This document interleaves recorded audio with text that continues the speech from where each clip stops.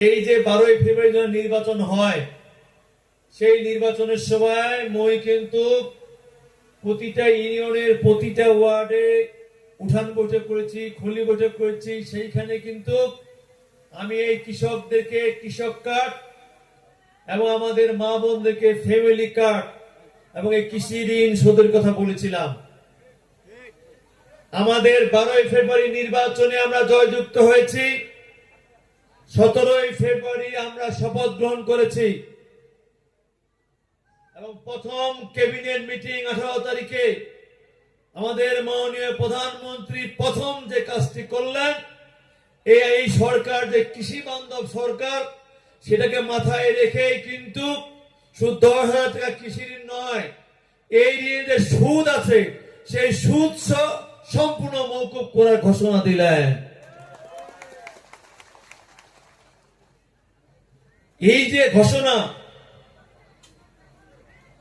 আজকে আমরা জেনেছি কত কৃষকের এই কৃষি ঋণ নিয়ে মামলা হয়েছে, কত কৃষক ঋণ খেলাপি হয়েছেন, কত কৃষকের কোমরে রশি পড়েছে, কত কৃষকের হাতে সে হাত করা পড়েছে।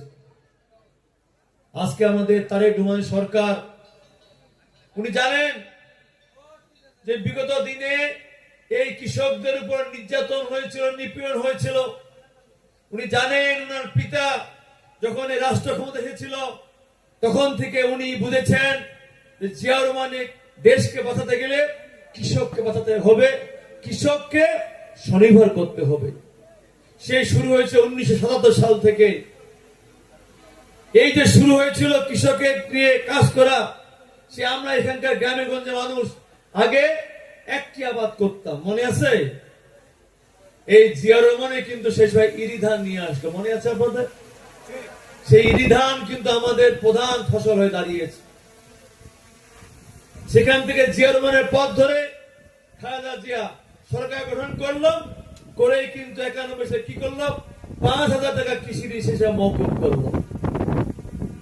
এই ধারাবাহিকতা আসতে চলছে, কিন্তু বিগত দিনের সরকারগুলো কৃষকের কথা চিন্তা করে নাই, ব্যক্তি স্বার্থের কথা চিন্তা করেছেন এবং নিজের দলের স্বার্থের কথা চিন্তা করেছেন।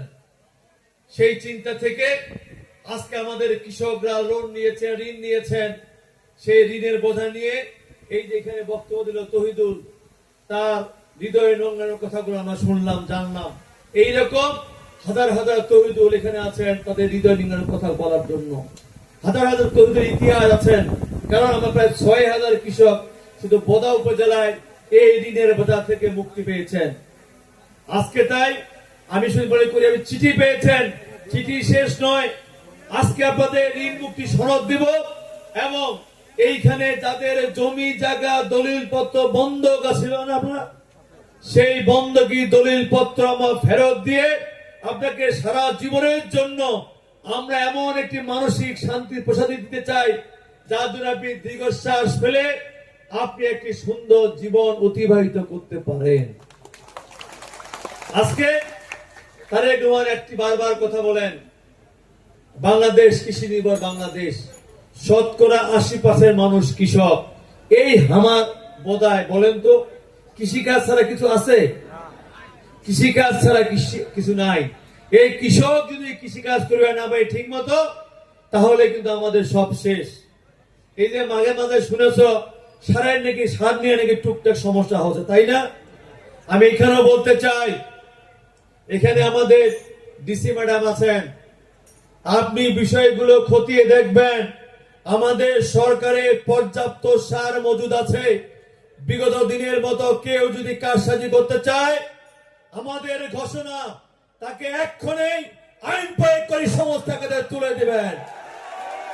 আমাদের সরকার কৃষি বান্ধব সরকার, সে যে দলের হোক, যে মতের হোক, যে ধর্মের হোক, এই ক্ষেত্রে আমাদের কোনো ছাড় নাই, আমাদের কোনো আপোষ নাই। আজকে আমরা কৃষি ঋণ মওকুফ করেছি, আমরা দেখি নাই সে কোন দল করে, আমরা বুঝি নাই সে কোন ধর্মের।